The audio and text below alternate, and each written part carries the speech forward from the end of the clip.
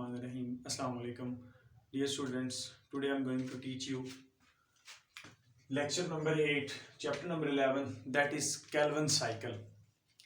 Kelvin cycle जो है इसके पहले पॉसिबल नेम देख लेते हैं कौन कौन से हैं. Kelvin cycle को आप डार्क रिएक्शन भी बोलते हैं. Kelvin cycle को आप लाइट इंडिपेंडेंट रिएक्शन भी बोलते हैं. Kelvin cycle को आप C3 पाथवे भी बोलते हैं. इसका मतलब अगर पेपर में आ जाए क्वेश्चन कि व्हाट इज C3 पाथवे, फिर भी आप केल्विन साइकिल लिखेंगे. लाइट इंडिपेंडेंट रिएक्शन आ जाए देन भी आप केल्विन साइकिल लिखेंगे, और डार्क रिएक्शन आ जाए तो फिर भी आप केल्विन साइकिल ही लिखेंगे. अब केल्विन साइकिल जो है ये है क्या चीज? एक्चुअली ये फोटोसिंथेसिस का ही एक नेक्स्ट पोर्शन है जिसके अंदर कार्बन डाइऑक्साइड को यूज करते हुए फिक्स करते हुए कार्बोहाइड्रेट्स बनाए जाते हैं. अब ये साइक्लिक प्रोसेस है, सो इट्स मीन इसमें भी रिपीटिंग इवेंट्स जो हैं वो टेक्स प्लेस हो रहे होते हैं. होता क्या है, इसके बेसिकली 3 फेजेस हैं आपके पास. कौन कौन से हैं? पहला है CO2 कार्बन डाइऑक्साइड फिक्सेशन.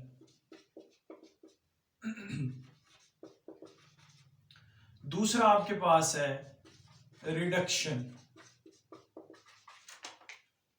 तीसरा आपके पास है regeneration of precursor molecule RUBP. अब वन बाय वन हम इसको जो है वो स्टडी करेंगे कि फर्स्ट स्टेप इसका क्या है. जैसे मैंने आपको बोला है इसमें एक प्रीकर्सर जो है मॉलिक्यूल है, उस मॉलिक्यूल का नाम है RUBP, ribulose bisphosphate. Ribulose 1,5 bisphosphate आप इसको बोलते हैं. अब चूंकि ये 5 कार्बन है तो ये जो दायरे लगा रहा हूं छोटे छोटे स्मॉल सर्कल, इनको मैं कार्बन शो कर रहा हूं. तो इसके इस साइड पर भी फॉस्फेट है और इस साइड पर भी फॉस्फेट है. इसी को बिस इसी वजह से बोल रहे हैं कि इसकी दोनों टर्मिनल जो कार्बन्स हैं उनके ऊपर 2 फॉस्फेट लगे हुए. तो रिबुलोज बिस फॉस्फेट ये साइकिल में पहले से मौजूद है. अब नेक्स्ट क्या होता है, ये रिबुलोज का जो मॉलिक्यूल है ये मिलता है कार्बन डाइऑक्साइड. ये कार्बन डाइऑक्साइड कहां से आ रही है? ये कार्बन डाइऑक्साइड एक्चुअली आपके पास एटमॉस्फेरिक कार्बन डाइऑक्साइड है. अब जब ये इसके साथ मिलेगा सो आप कहते हैं कि ये फिक्सेशन हो गई. कार्बन डाइऑक्साइड इसके साथ जब मिलेगी तो पहला मॉलिक्यूल जो बनाती है वो 6 कार्बन का एक अनस्टेबल मॉलिक्यूल होता है. 6 कार्बन का एक अनस्टेबल मॉलिक्यूल है जो उसी वक्त टूटकर 3 कार्बन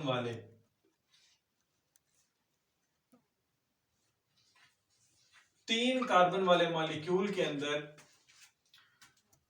स्प्लिट हो जाता है. क्योंकि ये अनस्टेबल है, उसी वक्त इसमें स्प्लिट हो जाएगा और इस मॉलिक्यूल को बोलते हैं 3-फॉस्फोग्लिसरेट. इसको 3-फॉस्फोग्लिसरिक एसिड भी बोल सकते हैं.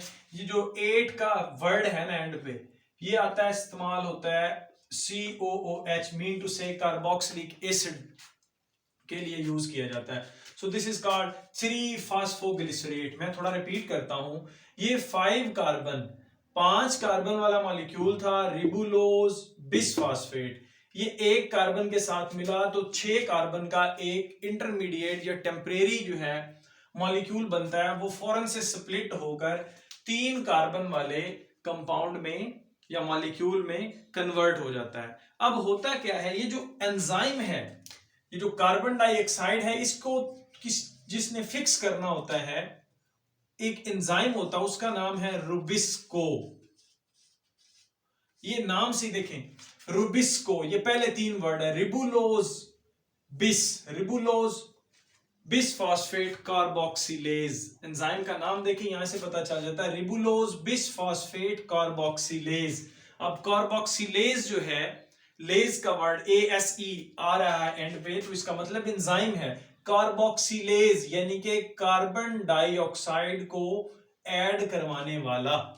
रुबिस्को क्या है, कार्बन डाइऑक्साइड को ऐड करता है। इट्स मीन आप कह सकते हैं कि फिक्सेशन करता है।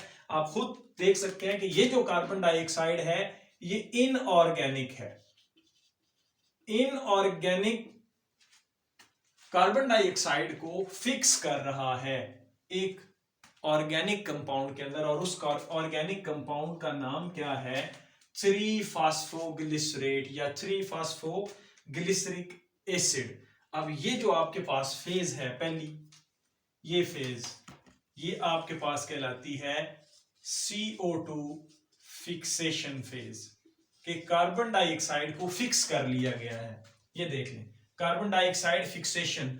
इसमें हो क्या रहा है, रुबिस्को एंजाइम कार्बन डाइऑक्साइड जो कि एटमॉस्फेरिक कार्बन डाइऑक्साइड है इसको पकड़ता है और पकड़ के एक ऑर्गेनिक कंपाउंड के अंदर कन्वर्ट कर देता है। This is called carbon dioxide fixation. Next step जो है, ये आपके पास 3-फॉस्फोग्लिसरेट है। इसके साथ क्या होता है, इसकी होती है जी फास्फोराइलेशन। ATP के मॉलिक्यूल आते हैं, ATP का मॉलिक्यूल आया जो एनर्जी जिसकी ज्यादा है, और ये अपने 3 फास्फेट इसको दे देता है और बन जाता है ADP, एडिनोसिन डाइफॉस्फेट। अब इसकी जस्ट एक साइड पर ये वाला फास्फेट था, अब दोनों साइडों पर आ जाएगा। कैसे, ये देखें,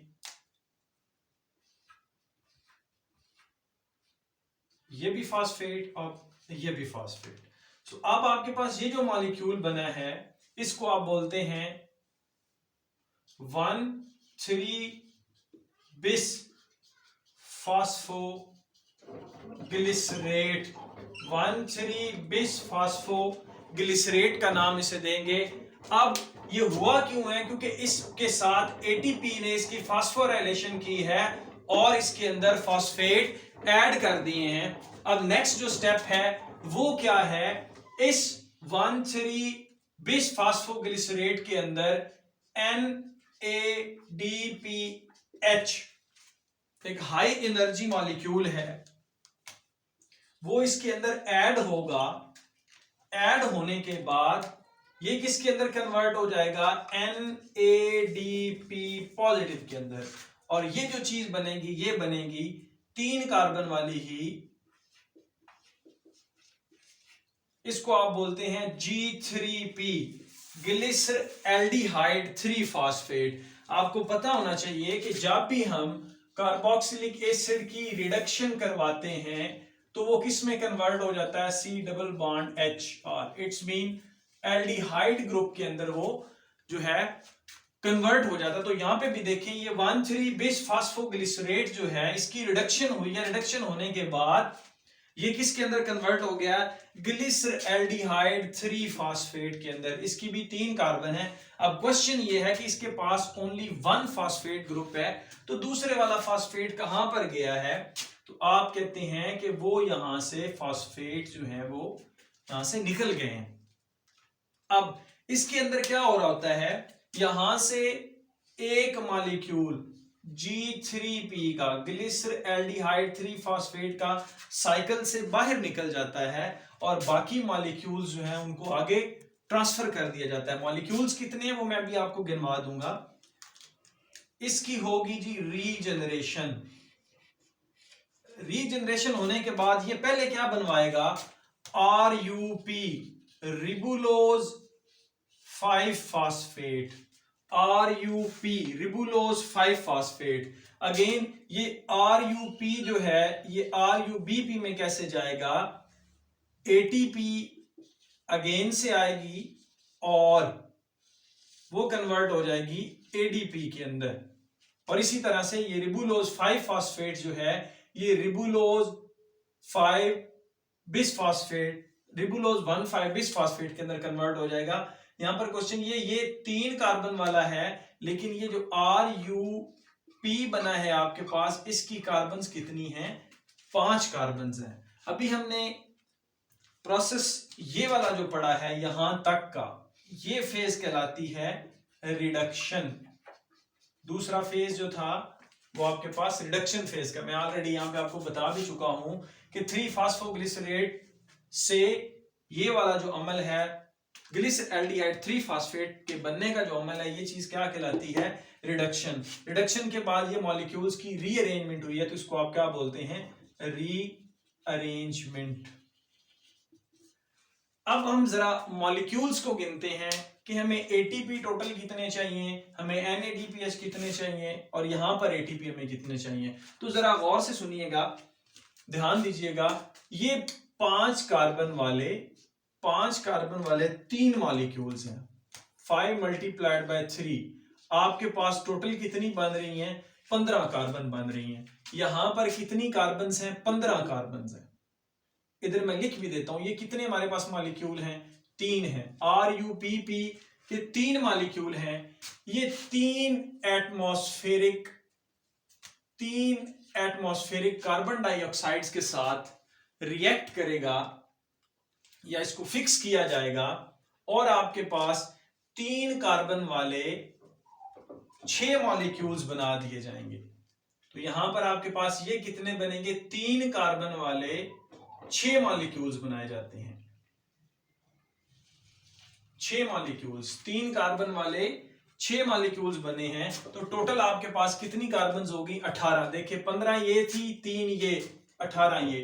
आप कह सकते हैं 3 कार्बन वाले 6 मॉलिक्यूल, टोटल कार्बन कितनी बन रही हैं आपके पास? 18 बन रही हैं। अब नेक्स्ट क्या है? 6 मॉलिक्यूल है तो हमें एटीपी के मॉलिक्यूल्स भी कितने चाहिए? 6 एटीपी के मॉलिक्यूल्स चाहिए। एटीपी भी हमें कितनी चाहिए? 6 मॉलिक्यूल्स चाहिए। तो 6 ही एटीपी बनेंगे। तो ये जो आपके पास 1,3-बिस-फॉस्फोग्लिसरेट हैं, ये भी कितने बनेंगे? 6। तो अगेन यहां पे दोबारा देख लेते हैं, 6 मल्टीप्लाइड बाय 3 कार्बन, टोटल आपके पास 18 कार्बन बनती हैं। अब यही 6 मॉलिक्यूल आगे नेक्स्ट 6 में कन्वर्ट हो रहे हैं। नेक्स्ट कितने में कन्वर्ट हो रहे हैं? 6 के अंदर। यहां पर भी जो ग्लिसरल्डिहाइड 3-फॉस्फेट है, ये भी कितने बन रहे हैं आपके पास? 6 बन रहे हैं। तो हमें NADPH कितने चाहिए होंगे? 6 चाहिए होंगे। इसी तरह से जो NADP पॉजिटिव बनते हैं वो भी कितने होंगे आपके पास? 6 ही होंगे। और यहां पर जो फॉस्फेट आयन निकलेंगे वो भी कितने होंगे? 6 ही होंगे। तो नेक्स्ट जो है, अब ये जो 6 मॉलिक्यूल थे ग्लिसरल्डिहाइड 3-फॉस्फेट के, इसमें से 3 कार्बन का एक मॉलिक्यूल ट्रायोज शुगर, 3 कार्बन का एक मॉलिक्यूल, इसको बोलते हैं ट्रायोज। 3 कार्बन वाला एक मॉलिक्यूल ट्रायोज जो है, ये साइकिल से बाहर निकल आएगा। तो बाकी आपके पास कितने बच जाएंगे? 5 बच जाएंगे। तो यहां से ये देखिएगा, आपके पास 3 कार्बन वाले कितने मॉलिक्यूल हैं? 5 मॉलिक्यूल हैं। तो ये कितनी बनी टोटल? 15 कार्बन। 15 कार्बन। अब दोबारा से ये वही 15 कार्बन यहां पर आ चुकी हैं। तो आप ये बताएं, आपके पास ये मॉलिक्यूल्स कितने होंगे? ऑब्वियसली जब जिसकी रीअरेंजमेंट होगी तो क्या होगा? जस्ट आपने उलट देना है कि 5 कार्बन वाले आपके पास कितने मॉलिक्यूल बनेंगे? 3 बनेंगे। तो RuP आपके पास कितने होंगे? 3 होंगे। इसी तरह से इसके अंदर अब ये 3 मॉलिक्यूल हैं, 5 कार्बन वाले 3 मॉलिक्यूल है। तो हमें एटीपी कितनी चाहिए इसको, इसकी फास्फोराइलेशन करने के लिए? तो वो भी हमें चाहिए होती है 3 एटीपी। तो इस तरह से अगेन हमारे पास RuBP जो है वो बन जाता है। अगर आप इसका ओवरऑल रिएक्शन देखें तो वो भी आपको यही बताता है। 3 कार्बन डाइऑक्साइड ऐड हुई, यहां पर 3 कार्बन डाइऑक्साइड ऐड हो रही हैं, प्लस 6 NADPH, ये देख लें 6 NADPH इसके अंदर जो है वो ऐड हो रहे हैं, प्लस 9 ATP। 9 ATP कैसे हैं? 6 ATP ये हैं आपके पास और 3 ATP ये हैं। तो टोटल ATP कितने हो गए? 9 ATP हो गए। तो ये आपको दे क्या रहा है?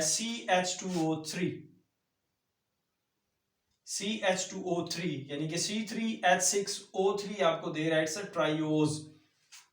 प्लस आपको ये क्या दे रहा है? इसी तरह से आपको ये 6 NADPH and as well as 9 phosphate ions जो है वो आपको ये दे देगा इनऑर्गेनिक फेस फॉस्फेट, यानी कि आपको देगा प्लस 3H2O। 3 वाटर के मॉलिक्यूल भी यहां से रिलीज हो रहे होते हैं इस होल रिएक्शन के अंदर। तो अब आपको ये पता हो जाना चाहिए कि डार्क रिएक्शन की फेजेस कितनी हैं, 3 है, carbon dioxide fixation, reduction phase और रीअरेंजमेंट फेज। उसके बाद इसके लिए जो एंजाइम होता है कार्बन डाइऑक्साइड के लिए वो कौन सा है, रुबिस्को। अब रुबिस्को से रिलेटेड एमसीक्यूज कौन कौन से आते हैं, रुबिस्को जो है most abundant protein in the universe, आप अर्थ कह सकते हैं। उसके बाद रुबिस्को जो है आपके पास most abundant protein in the plants भी इसको ही कहते हैं, and most abundant protein in the chloroplast, तो आप कह सकते हैं क्लोरोप्लास्ट में भी सबसे ज्यादा ये पाई जा रही है। उसके बाद एंजाइम है तो इट्स मीन प्रोटीन है, और प्लांट्स के अंदर भी रुबिस्को ही है, और पूरी वर्ल्ड के अंदर जो प्रोटीन ज्यादा है वो आपके पास कौन सी है, रुबिस्को। सो ये सारा जो था ये कार्बन डाइऑक्साइड फिक्सेशन से लेकर रीअरेंजमेंट तक ये आपके पास केल्विन साइकिल था। इसमें एक चीज जो है वो मैंने आपको नहीं बताई, वो ये है कि देखें ये लाइट पे डिपेंड नहीं कर रहा, बट लाइट रिएक्शन के प्रोडक्ट्स पे डिपेंड कर रहा है। हमने इसको बोला है light independent reaction. Light independent reaction जो है हम इसको बोल रहे हैं कि ये लाइट पे डिपेंड नहीं कर रहा, बट ये डिपेंड किस पर कर रहा है, जो लाइट रिएक्शन के प्रोडक्ट हैं। आपको पहले बताया था कि लाइट रिएक्शन का प्रोडक्ट जो है वो NADPH प्लस ATP है, तो आप देख लें NADPH भी यूज हो रहा है और ATP भी यूज हो रहे हैं, तो लाइट रिएक्शन के जो प्रोडक्ट हैं वो केल्विन साइकिल के अंदर यूटिलाइज हो जाते हैं। फिर इसका जो दूसरा नाम है डार्क रिएक्शन, इसको इसी वजह से कहते हैं कि क्योंकि ये डायरेक्टली लाइट पे डिपेंड नहीं कर रहा होता, इसके लिए लाइट नेसेसरी नहीं होती है। डार्क में भी जो है ना ये साइकिल जो है वो चल रहा होता है। एज वेल एज इसको आप C3 पाथवे बोलते हैं। आप इसको C3 पाथवे क्यों बोलते हैं, क्योंकि इसमें जो पहला स्टेबल प्रोडक्ट बनता है वो आपके पास 3 कार्बन वाला होता है, that's why we call it C3 pathway. जो मोस्ट एडवांस प्लांट हैं वो उनमें C4 पाथवे भी है, लेकिन वो हमारा टॉपिक नहीं है। तो C3 पाथवे क्या है कि इस साइकिल के अंदर जो पहला प्रोडक्ट बन रहा है वो कौन सा है, 3-फॉस्फोग्लिसरेट। इट्स मीन 3 कार्बन वाला एक कंपाउंड बन रहा है, इस वजह से हम इसको C3 साइकिल बोलते हैं। और इसके साथ एक और बहुत इंपॉर्टेंट बात ये है कि ये जो केल्विन साइकिल है इसको जो डिस्कवर किया था मेल्विन केल्विन ने किया था, और 1961 में उनको नोबेल प्राइज मिला था। Thank you. इंशाल्लाह कल जो हमारा लेक्चर होगा वो होगा कीमिया ऑस्मोसिस पे।